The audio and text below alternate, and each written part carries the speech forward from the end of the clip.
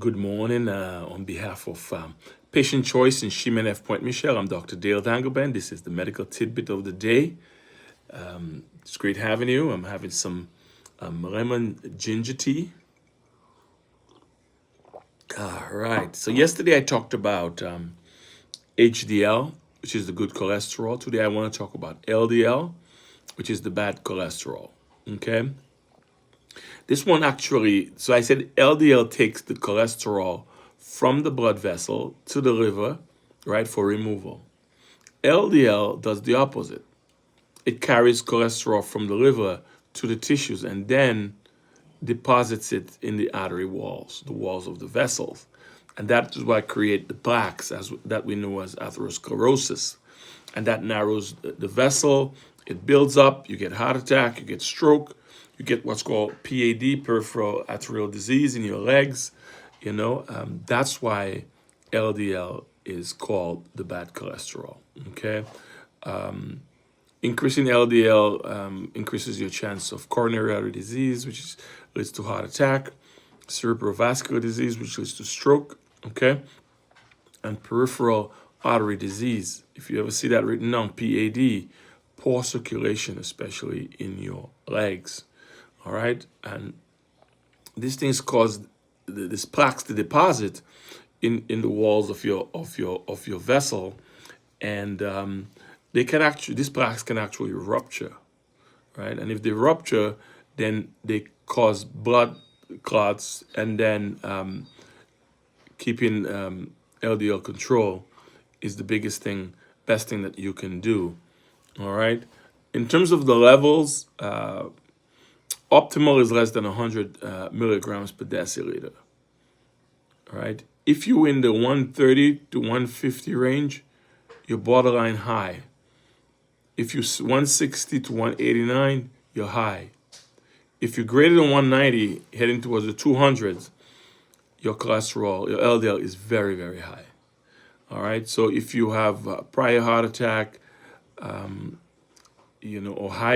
or diabetes or high blood pressure, things like that, your goal should be less than 70. Okay. How to lower your LDL? I emphasize lifestyle. Okay. Diet is important. All right. Cut your saturated and your trans fats. Eat more fiber, beans, fruits, veggies. All right. And use the healthy fats that I talked about yesterday, the olive oil, all right, the fatty fish with the omega-3, all right. Moderate activity, the swimming, the walking, the gentle jog, all these things can help, all right. So a weight loss of 5 to 10% can help reduce your LDL significantly. And I cannot emphasize enough, if you're smoking, you have to quit, all right. That damages your blood vessels and worsens your LDL. Same thing with the massive alcohol consumptions. There's a lot of medications out there. The ones that we're familiar with are the statins, all right? All right. You have Lipitor, which is atorvastatin. You have Crestor, which is rosuvastatin. You have Zocor, which is simvastatin, all right, and a whole slew of other statins. And this reduces cholesterol production in your liver, and that stabilizes any plaques that you might be developing. All right. There's several other types, right, of LDL cholesterol reducers. Okay, you might have heard of Questran, which is cholestyramine. Okay, and a whole bunch of other things, but you get the idea. If your lifestyle changes does not impact your LDL, then my recommendation is to start these medications. All right. I want to highlight some of the key LDL lowering foods: barley, beans, lentils. All right. If you're going into the fruit category, all right, paying attention if you're diabetic, apples, pears, any type of citrus. I mentioned the fatty fish, right? The salmon, the mackerel, the sardines. We have these things, okay? Nuts, the nuts that are good are walnuts, almonds, pistachios. And if you're going to use oil, olive oil and avocado oil, all right? And I would tell people just stick with these two at this point.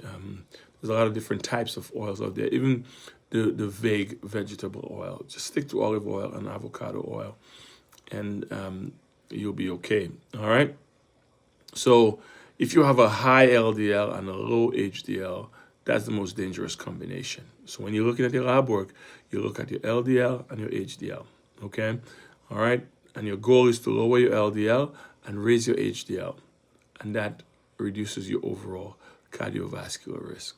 All right. So LDL is important to know when you pick up your lab work and you're reading it. Your doctor should be able to explain it to you also.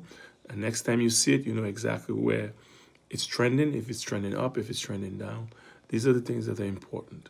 Okay? We don't just order labs and get them done and we don't know what they are.